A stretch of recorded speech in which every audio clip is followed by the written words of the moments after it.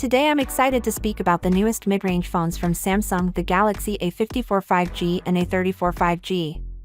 These phones are the newest additions to Samsung's popular A series, which has acquired a dedicated following over the years. One of the main elements of last year's A series was the amazing battery life, so naturally, we're keen to hear whether Samsung has improved on that front for 2023. While we can't tell for sure until we run these phones through our thorough battery testing and benchmarks, we do have some early information that we can offer. Samsung has announced that the new Galaxy A54 and A34 models may survive for over 2 days, which is a positive indication.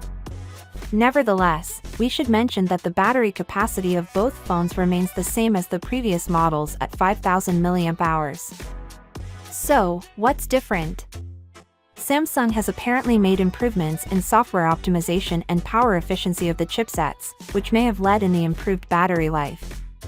Moving on to charging, both the Galaxy A54 and A34 support a maximum charging speed of 25 W, which is the same as last year's models. Although its charging speed may not be the quickest in the market, it's still respectable enough to offer you a rapid boost when you need it. It's worth noting that neither phone comes with a charger in the package, which may be a bummer for some consumers.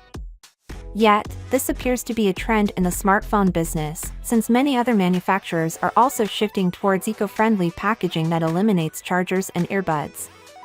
Overall, the Samsung Galaxy A54 and A34 appear like promising mid-range phones that promise enhanced battery life and 5G connectivity. Nonetheless, we'll have to wait and see how they perform in our battery testing and benchmarks. So, what do you think about these phones?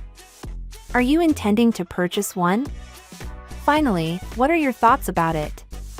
So without being said, let me know your thought in the comment below, and if you are new here, please subscribe. Peace out.